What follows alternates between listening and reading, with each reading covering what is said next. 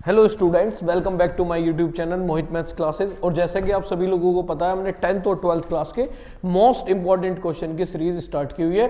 10th में हमने trigonometry के मोस्ट इंपॉर्टेंट क्वेश्चन, स्टैटिक्स के most important question, coordinate geometry के, और बेटा हम लोगों ने एरिया रिलेटेड टू सर्कल जो है कंप्लीट कर लिया है।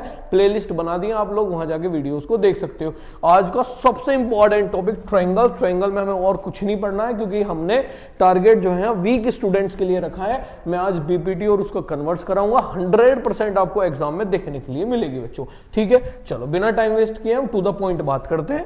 तो यहां पे हमारा जो है वो ट्रायंगल में हम एक तो पढ़ रहे हैं बेटा, क्या एक तो पढ़ेंगे बीपीटी थ्योरम। ठीक है, बीपीटी थ्योरम का स्टेटमेंट क्या है, क्या कह रही है BPT theorem? If a line is drawn parallel to the one side of a triangle to intersect the other two sides in a distinct points, ठीक है, in a distinct points the other two sides are divided in the same ratio। ठीक है, उसके बाद पहला ये point है और दूसरा जो है हमारा क्या है, कन्वर्स है। तो पहले हम जो है बेटा क्या पढ़ रहे हैं, हम बीपीटी थ्योरम को पढ़ेंगे। तो स्टेटमेंट क्या कह रहा है, पहले मैं यहां बना रहा हूं, फिर उधर मैं आपको समझा दूंगा। ठीक है, क्या कह रहा है बेटा, ये मान लो हमारे पास कोई भी एक ट्रायंगल है। ठीक है, ये ट्रायंगल है ये, तो कह रहा अगर इस ट्रायंगल के पैरेलल कोई भी एक साइड जो है वो हम ड्रॉ करें, इस तरीके ड्रॉ करें, तो ये इसको सेम रेशो में डिवाइड करती है। ये बीपीटी थ्योरम कहती है। ठीक है, स्टेटमेंट ये ऊपर है, कई बार आपको स्टेटमेंट लिखा हुआ मिलेगा और कई बार आपको खुद से लिखना पड़ेगा। चलो प्रूफ करते हैं।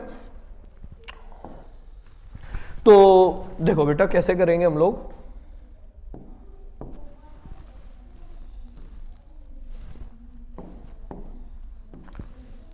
ये हमारा कोई ट्रायंगल है, ठीक है,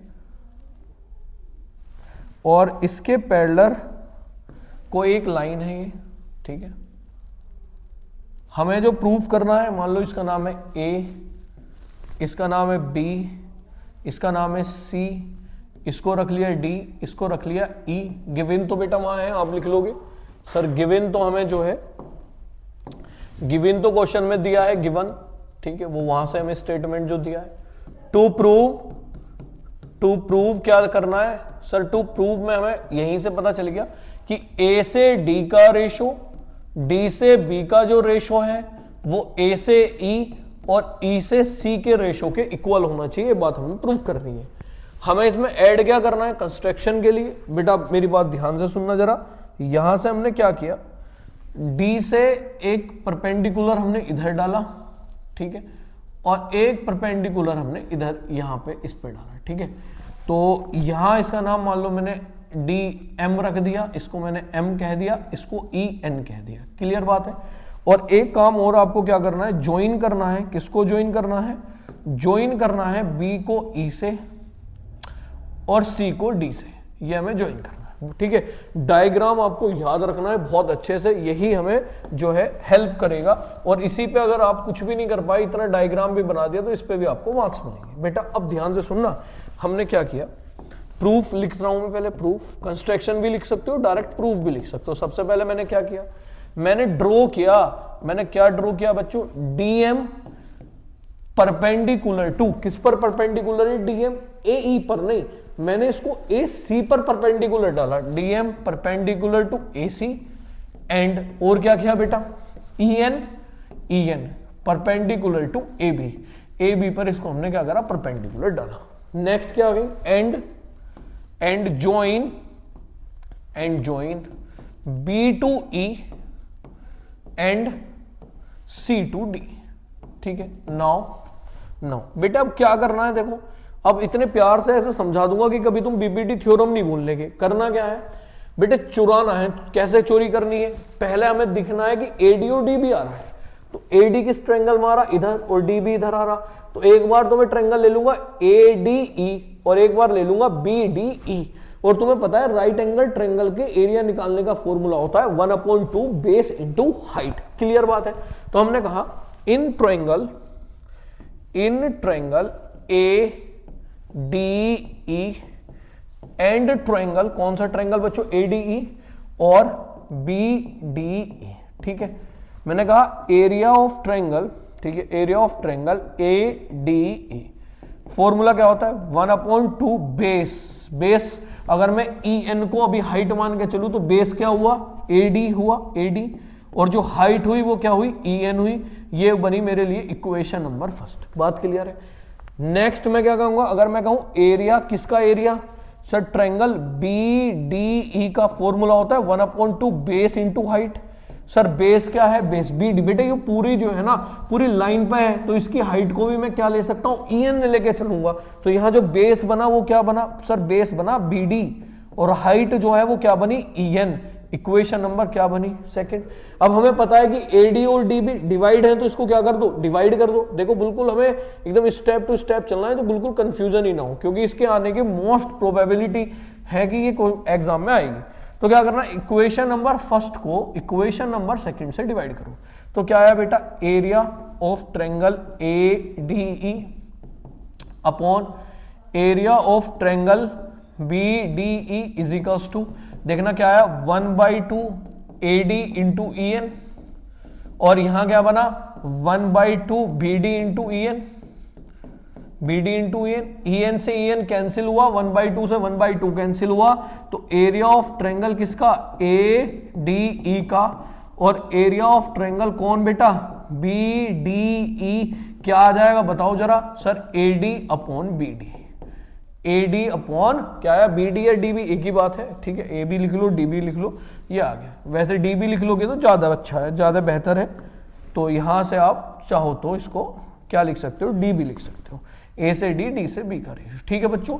इसे इक्वेशन नंबर थर्ड मानो। अब बेटा इतना आसान है कि अगर तुमने इतना सीख लिया ना, तो मान के चलो कि जो पूरी थ्योरम है वो हमारी इजीली जो है वो कंप्लीट हो जाएगी। कैसे, अब यही सेम काम आपको इधर करना है, क्यों, क्योंकि ए और ई सी चाहिए, तो एक बार तो A E D A triangle ले लेंगे और एक बार डी ई सी ले लेंगे, और सेम काम हमें करना है। तो करो बेटा, सेम काम करो। चलो नेक्स्ट पेज पे ले लेता है दोबारा, again in triangle A D E, again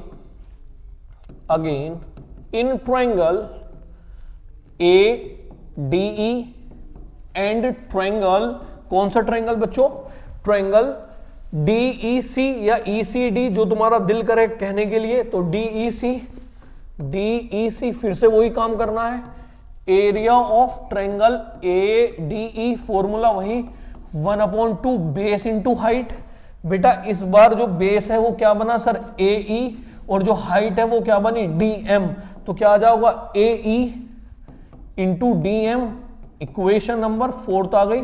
similar ये काम करिए एरिया ऑफ ट्रायंगल किसमें, DEC में, तो फॉर्मूला 1/2 बेस क्या है सर, बेस है EC, और हाइट क्या लेंगे DM, तो EC into DM, EC into DM, equation number क्या आ गई 5। फिर से हमें डिवाइड करना है क्योंकि हमें प्रूफ में डिवाइड लाना है, तो यहां से क्या बना, area of triangle ADE upon area of triangle क्या DEC क्या आ जाएगा बताओ, 1/2 AE इंटू DM अपॉन में 1/2 EC इंटू DM। DM से DM कैंसिल हुआ, 1/2 से 1/2 कैंसिल हुआ, तो area of triangle ADE upon area of triangle DEC equals to आ गया AE अपॉन EC। अब जरा प्यार से मेरी बात सुनना, बहुत प्यार से। इक्वेशन नंबर जो है हमारे लिए 6 आ गई। एक बार आपको इक्वेशन नंबर थर्ड देखनी है, एक बार इक्वेशन नंबर 6 देखनी है। हमें प्रूफ क्या करना था, हमें प्रूफ करना था कि AD अपॉन DB यानी कि AD अपॉन DB बराबर होना चाहिए AE अपॉन EC के। तो इसका मतलब फिर ये दोनों भी आपस में क्या होने चाहिए, इक्वल होने चाहिए।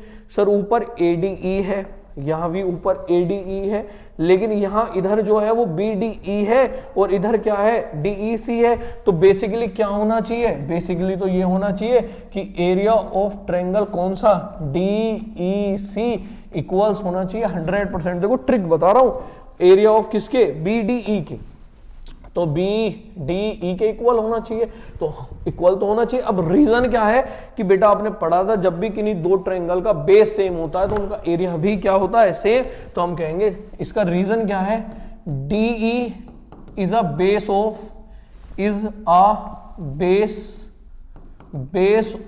Both triangle, hence area are also equal, अपनी लैंग्वेज में लिख लो, hence area are also equal.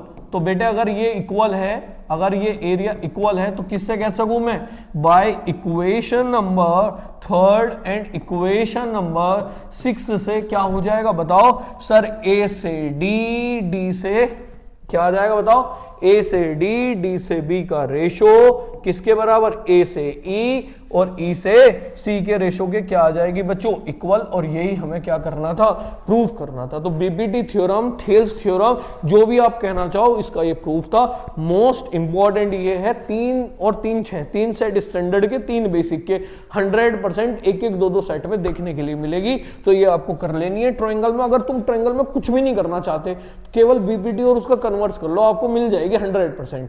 बेटा अब नेक्स्ट क्या है हमारा, अब हम जो करेंगे वो क्या करेंगे, अब हम करेंगे बीपीटी का कन्वर्स। क्या करने वाले हैं बेटा हम, कन्वर्स ऑफ बीपीटी। देखो क्या है कन्वर्स ऑफ बीपीटी में, कह रहा if a line divides any 2 sides of a triangle in the same ratio, इस बार दे दिया कि same ratio, then the line is parallel to the third side. तो इसका कन्वर्स क्या है कि मान लो ये ट्रायंगल है, ये ए है, यहां बी है, ये सी है, ये डी है, ये मान लो ई है। तो क्या कह रहा हमसे कि अगर भाई सेम, कह रहा इफ द लाइन डिवाइड्स, अगर कोई लाइन किसी ट्रायंगल की 2 साइड्स को डिवाइड कर रही है और वो सेम रेशो में कर रही है, तो ये लाइन इस वाली लाइन के क्या होनी चाहिए, पैरेलल। इस बात को हमें क्या करना है, प्रूफ करना है। बात क्लियर है बच्चों। चलो नेक्स्ट देखते हैं हम कैसे करेंगे इस बात को। चलो तो ये हम डायग्राम बना लें, लगभग सेम और आसान है। तो मान लो ट्रायंगल है एबीसी, ट्रायंगल है मान लो बेटा ए बी और सी, और कोई एक लाइन है, ठीक है, ये हमारी लाइन इधर आ गई जो इन्हें डिवाइड कर रही है। मान लो इस लाइन का जो नाम है वो डी और ई है। तो हमें प्रूव करना है कि जो डी ई है वो पैरेलल है बीसी के। तो यहां हमें एक छोटा सा कंस्ट्रक्शन करना है। वो कंस्ट्रक्शन क्या है कि मैंने एक ऐसे एक लाइन ले ली, चलो इसे दूसरे कलर में ले लेते हैं बच्चों, ये हमने ऐसे ले लिया। तो हमें एक लाइन यहां ले लेनी है जो मैंने लिया ई डैश, और मैं मान के चलूंगा कि ये इसके पैरेलल है ई डैश, ठीक है। चलो कैसे करेंगे ध्यान से सुनना बेटा। गिवन जो है वो तो आप लिख ही सकते हो, वो हमने दे दिया लास्ट पेज पे है। टू प्रूव क्या करना है हमें, टू प्रूव क्या प्रूव करना है, प्रूव हमें करना है कि जो डी ई है वो पैरेलल है किसके, बीसी के। इस बात को हमें प्रूफ करना है, ठीक है। प्रूफ हम कैसे करेंगे, तो प्रूफ में सबसे पहले हमने क्या किया, हमने ज्वाइन किया। क्या ज्वाइन किया, ज्वाइन या ज्वाइन कह लो या ड्रॉ कह लो, एक काम करो ड्रॉ कह लो, ड्रॉ ज्यादा अच्छा है। तो draw D E dash parallel to BC. D E dash को हमने ड्रॉ किया जो कि किसके पैरेलल है, बीसी के। इस बात का ध्यान रखना। अब देखो कैसे करेंगे। हमने कहा भाई हमें क्या गिवन है, हमें गिवन है कि ये सेम रेशो में डिवाइड करता है, ठीक है।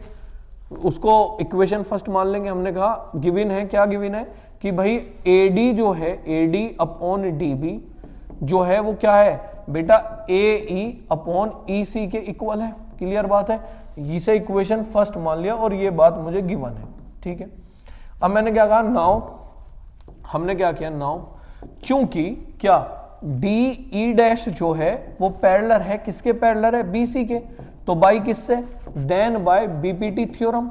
हमने अभी बीपीटी थ्योरम पढ़ी। बीपीटी थ्योरम क्या कहेगी बच्चों तुरंत, कि अगर डी ई डैश बीसी के पैरेलल है तो सर ए से डी का रेशो और डी से बी का जो रेशो है वो ए से ई डैश और ई डैश से सी के रेशो के इक्वल आएगा। बिल्कुल आएगा भाई, बीपीटी थ्योरम कहती है।